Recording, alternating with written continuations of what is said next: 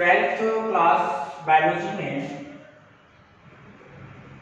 आज हम दो टॉपिक हैं सहलग्नता और पुनर्योजन के बारे में पढ़ेंगे, जिसको हम लिंकेज एंड रिकॉम्बिनेशन कहते हैं।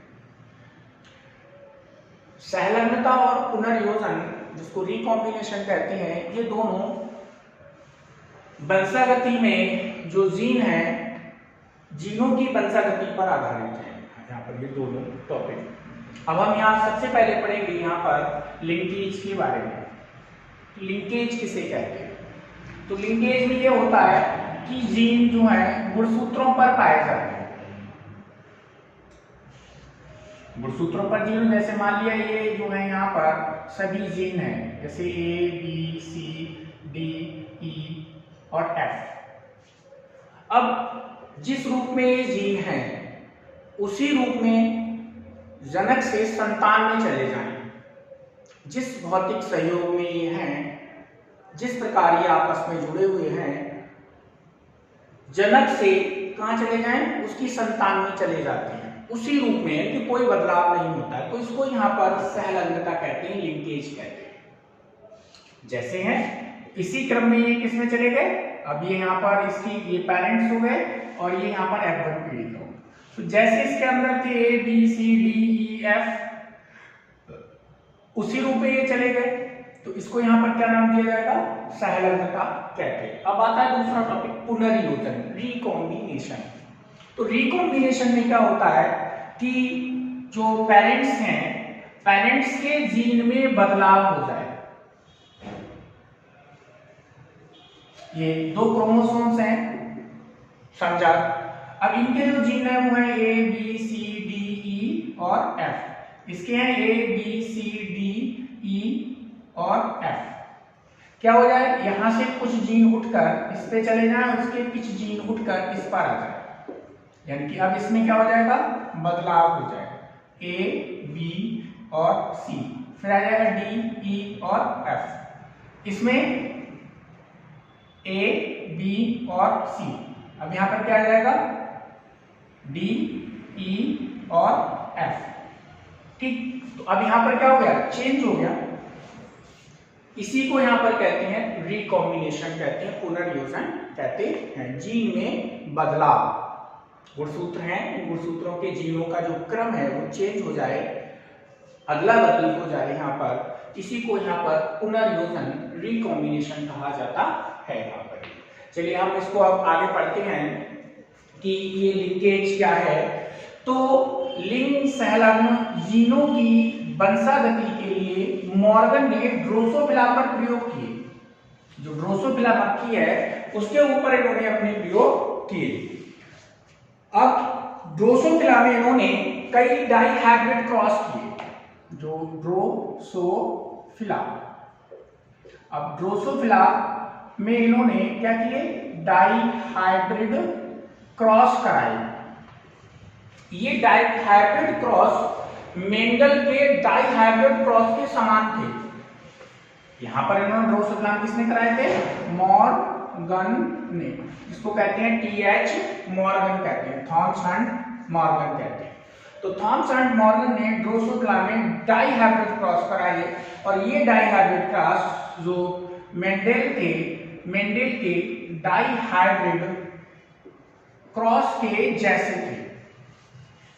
ठीक, जैसे देखिए क्या था यहां पर, इन्होंने पीले शरीर एवं व्हाइट आइज, जिनको हम कहेंगे श्वेत आंखों वाली मधुमक्खी का संकरण इन्होंने करा दिया वन्य प्रकार वाली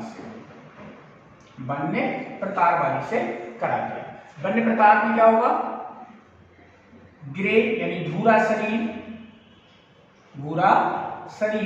एवं लाल आइस, रेड आइस, ऐसे करा दिया। तो ये पीढ़ी हो गई कौन सी? पेरेंट पीढ़ी हो गई। जब इन्होंने इसके साथ संकरण कराया तो इन्हें यहां पर कौन सी पीढ़ी प्राप्त होगी? F1 पीढ़ी प्राप्त होती है। ठीक, F1 जनरेशन प्राप्त होती है। तो F1 जनरेशन में इन्हें जो यहाँ ड्रोसोफिला मिलती हैं वन्य प्रकार के मादा, वन्य प्रकार के मादा और पीले शरीर एवं श्वेत आइज वाली नर मिलती है। तो ये यहाँ पर मादा थी और ये यहाँ पर नर था। अब इन्हें कौन मिला, ये यहाँ पर क्या मिल गई, मादा, और ये यहाँ पर मिल गए नर। फिर उन्होंने क्या किया, इनके बीच में क्रॉस करा दिया।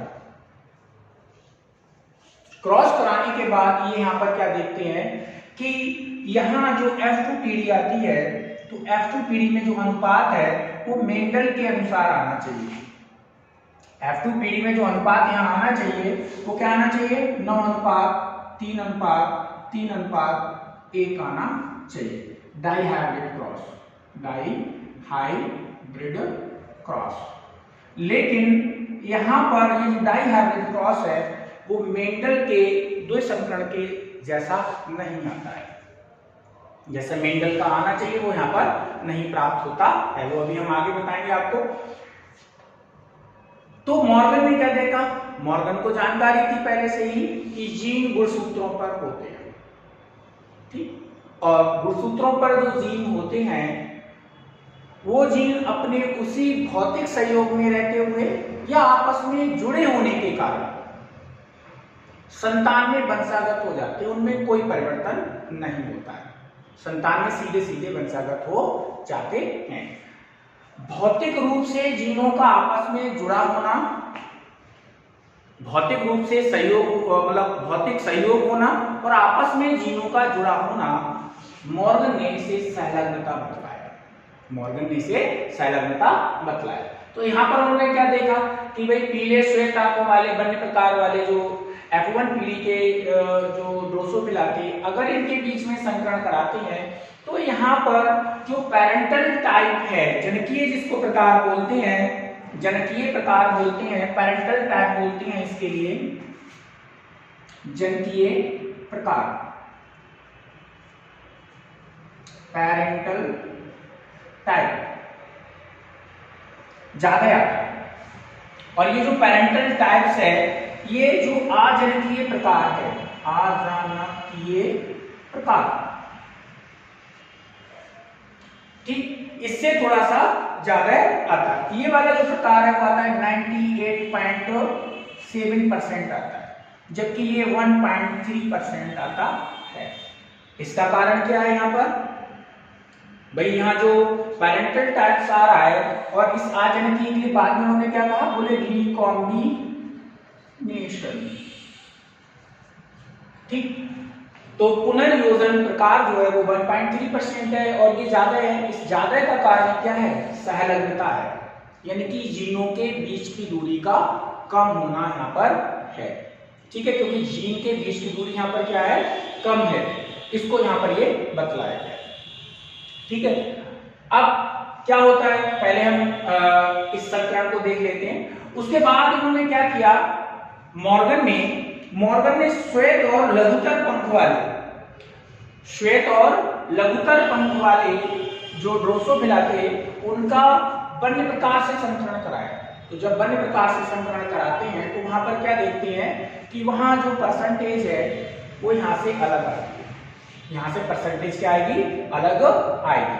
तो जो परसेंटेज है वहां पर वो आती है लगभग 62.8% और 37 उसमें कितनी आएगी है, 62.8% और यहाँ आ जाएगी 37.2% आती है।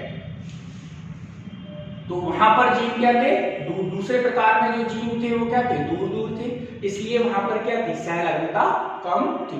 अर्थात यहाँ पर हमें क्या मिलता है देखने के लिए कि अगर जीन गुणसूत्रों पर पास पास है तो उनमें सहलग्नता अधिक होगी और रिकॉम्बिनेशन क्या होगा, कम होगा।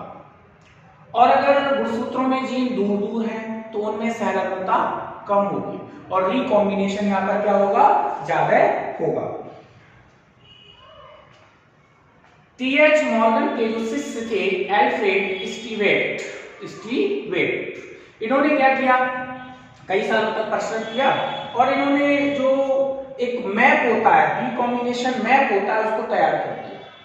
आजकल जो गुणसूत्र होते हैं उन पे जीन के निर्धारण के लिए उसका बहुत अधिक उपयोग होता है। तो रिकॉम्बिनेशन मैप। आइए अब हम यहाँ समझते हैं, यहाँ पर संलग्नता और पुनर्योजन के बारे में डायग्राम के अनुसार समझते हैं कि कैसे यहाँ पर ये होता है। देखिए, तो अभी हम यहाँ पर एक ड्रोसोफिला है,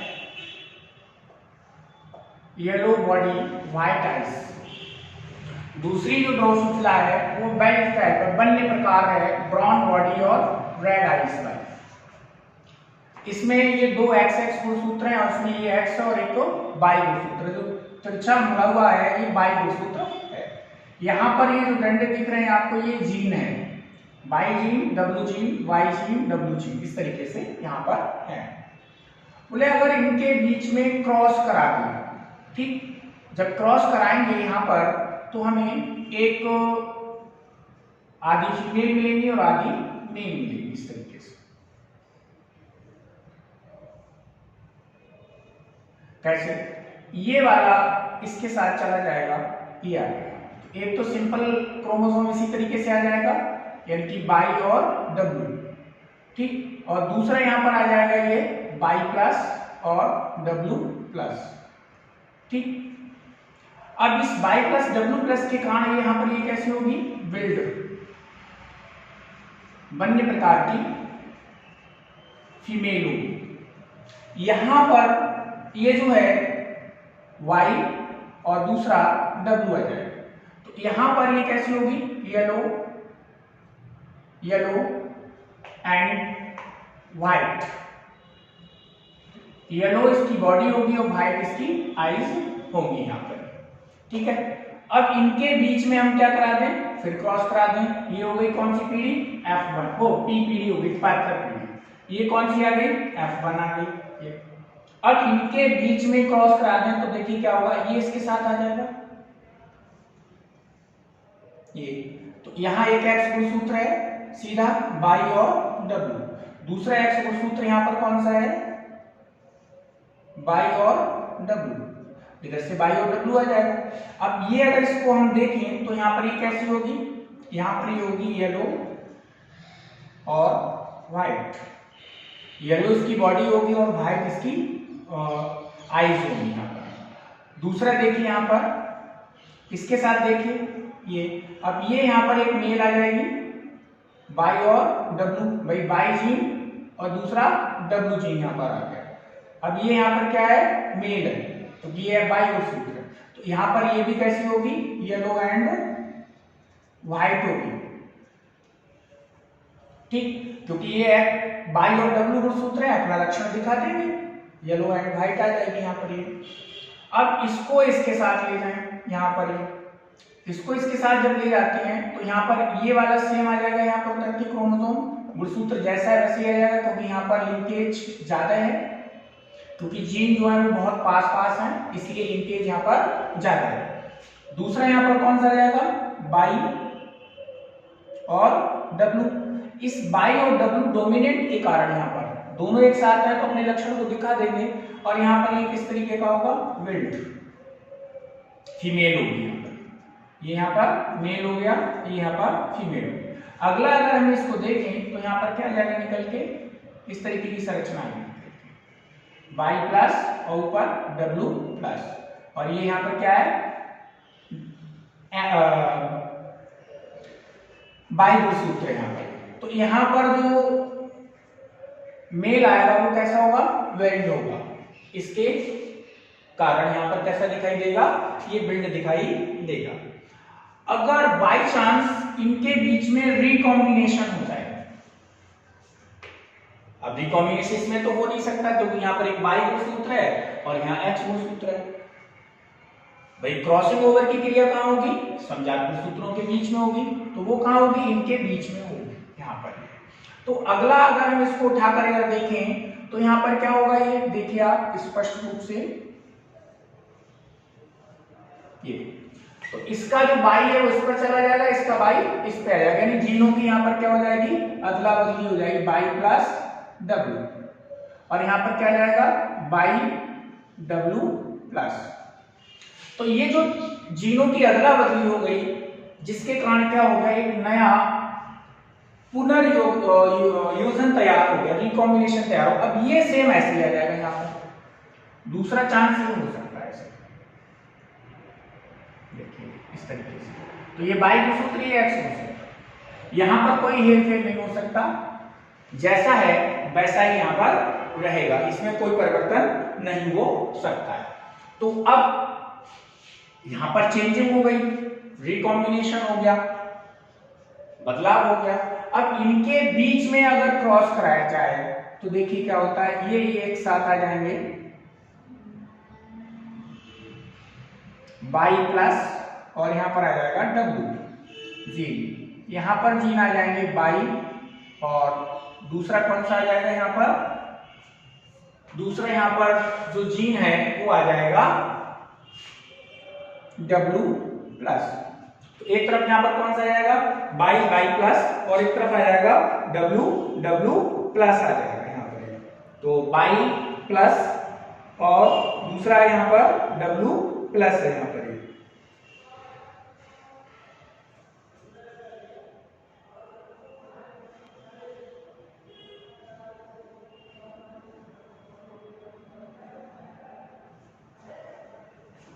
ये वाला यहाँ तो ये W। अब यहाँ पर जो लक्षण है वो कौन दिखाएगा, W W दिखाएगा, यानी कि ये कैसी होगी, श्वेत। अब अगले में देखिए यहाँ पर बाई और दूसरा जीन कौन सा है, W। एक यहाँ पर क्या आ जाएगा, ये बाई को सूत्र आ जाएगा। तो ये भी जो है यहाँ पर कैसी होगी, वाइट होगी, ये भी यहाँ पर कैसी होगी, वाइट करेक्टर इसके यहाँ पर होंगे, यहाँ श्वेत। अब इसको इसके साथ मिला दें, तो यहाँ देखिए क्या होता है, ये इसके साथ रखा जाए, तो बाई और दूसरा यहाँ पर कौन सा आ गया, W प्लस, यहाँ पर कौन सा आ गया, बाई और दूसरा कौन सा आ गया, W जीन आ गया।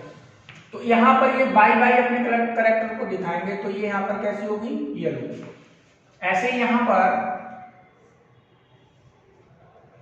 बाई और W, और दूसरा यहाँ पर आ गया कौन सा, बाई गुण सूत्र आ गया, तो ये भी यहाँ पर कैसी होगी, येलो होगी। तो यहाँ पर जो पैरेंटल टाइप देखने के लिए मिल रहा है वो होगा 98.3%, 98 कितना होगा, नहीं 7% होगा, 98.7% ये हमें बिल्कुल ऐसा ही देखने के लिए मिलेगा अगर इनको लेकर क्रॉस कराएं। बाय चांस अगर इसमें रिकॉम्बिनेशन हो जाता है तो हमें ये जो चांस देखने के लिए मिलता है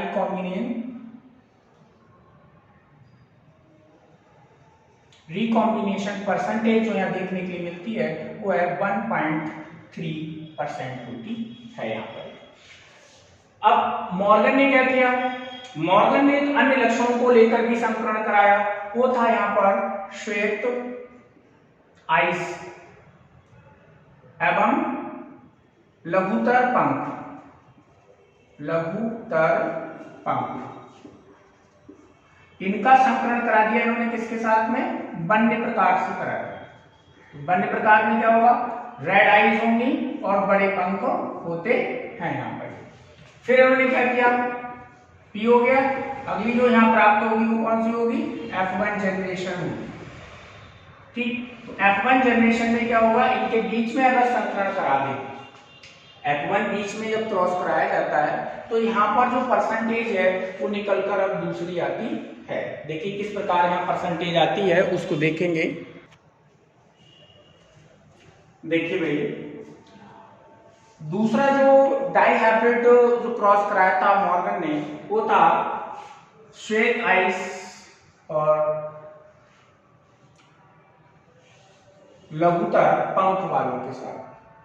किसका करा दिया, वेल्ट टाइप।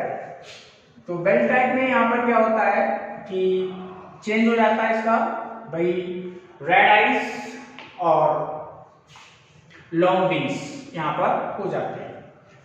भाई इनके बीच में जब संकरण कराया तो पैतृक पीढ़ी ये कहलाएगी, इनके बीच में जब क्रॉस कराएंगे तो सिंपल जो क्रोमोसोम्स हैं वैसे ही आ जाएंगे उतर कर। यहाँ पर हम पहले पैरेंटल टैब दिखा रहे हैं जनिकीय प्रकार, तो ज्यों का त्यों आ गया। तो इधर वाला जो है इसके कारण ये कैसे दिखेंगे, वेल टाइप दिखेंगे, बनने प्रकार। और इन जीनों के कारण यहाँ पर ये कैसे दिखेंगे, व्हाइट एंड शॉर्ट विंग्स दिखेंगे यहाँ पर। अब देखिए अगर इन्हीं का F2 पीढ़ी के लिए कर दिया जाए, ये F1 पीढ़ी हो गई, अब F1 में फिर करा दिया जाए क्रॉस इनके बीच में, तो हम यहाँ पर क्या देखने की मिलेगा, भाई ये सेम है यहाँ पर श्वेत और लघुतर, ड्रोसोफिला देखने के लिए मिलेंगे यहाँ पर। अब यहाँ पर भी ये क्या मिलेगा, श्वेत और लघुतर मिलेगा, लघुतर। तो ये फीमेल है और ये यहाँ पर क्या है, मेल है। अब अगले वाले में हम देखेंगे तो ये वाला यहाँ आ गया गुणसूत्र और ये वाला यहाँ आ गया क्रोमोसोम्स। तो यहाँ पर हमें देखने के लिए क्या मिलेगा, बनने प्रकार मिलेगा। क्या मिलेगा, बनने प्रकार यहाँ पर देखने के लिए मिलेगा। ये भाई एक तो यहाँ से ये आ गया, दूसरा यहाँ से उतर कर ये आ गया। अब ये वाला भी जो है यहाँ पर कैसा होगा, बनने प्रकार होगा। ठीक, तो ये यहाँ पर क्या है, फीमेल और ये यहाँ पर क्या होगा, मेल होगा। अब अगर यहाँ तो रिकॉम्बिनेशन हो नहीं सकता, क्रॉसिंग ओवर, यहाँ पर क्रॉसिंग ओवर हो सकता है, क्योंकि यहाँ पर क्रॉसिंग ओवर के चांस बहुत ज्यादा है। क्योंकि ये वाली जो परसेंटेज है वो लगभग हमें ऐसी प्राप्त होती है 62.8%, 62.8%। तो पेरेंटल टैब्स आ रहा है इतना निकल के। मॉर्गन ने क्या देखा कि यहाँ पर पेरेंटल टैब थोड़ा सा कम हो जाता है पहले वाले क्रॉस की अपेक्षा। यहाँ पर जो रिकॉम्बिनेशन टाइप है वो बढ़ जाता है। उसका कारण ये है कि ये जो जीन देख रहे हैं पहले हमने पास पास बनाए थे, अब यहाँ पर क्या है, ये दूर दूर है। तो यहाँ पर गुणसूत्रों में ये जो जीन है वो दूर दूर है, तो इनके बीच जो क्रॉसिंग ओवर की क्रिया है, जब अर्धसूत्री विभाजन होगा, युग्मक बनेंगे तो आसानी से हो जाएगी। तो टूट कर एक दूसरे पर चले जाएंगे, क्योंकि वो बहुत पास पास है, टूट कर भी जाए तो दोनों साथ चले जाते हैं। यहाँ पर ये दूर दूर, तो यहाँ रिकॉम्बिनेशन में क्या प्राप्त होगा, अगर ये इसमें रिकॉम्बिनेशन हो जाए तो देखिए क्या होगा। तो यहाँ पर ये दो गुणसूत्र हैं, यहाँ पर है क्या, M और W, यहाँ पर है क्या, M और W प्लस, इधर यहाँ पर क्या है, M और W, ये है। तो क्या होगा, देखिए अगर इनके बीच रिकॉम्बिनेशन हो जाए तो ये वाला भाग टूटकर इसके ऊपर आ जाएगा, तो यहाँ पर क्या हो जाएगा, M प्लस, और इसका हिस्सा टूटकर कहाँ चला जाएगा, इसके ऊपर आ जाएगा, तो दोनों में बदलाव हो जाएगा। तो ये जो प्रक्रिया यहाँ पर हुई देखने के लिए हमें जो मिल रही है, ये क्या कहलाएगी, पुनर्योजन कहलाएगी, रिकॉम्बिनेशन कहलाएगी यहाँ पर ये। अब इनको अगर हम इनके बीच में क्रॉस करा दें तो देखिए क्या होगा, भाई सेम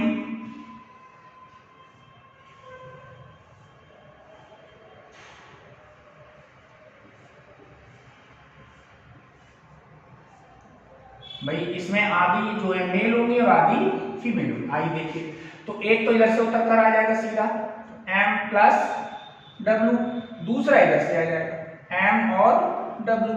तो यहाँ पर क्या करेंगे, ये दोनों जीन लक्षण को दिखाएंगे। कैसी होगी, ये मादा वाहित होगी।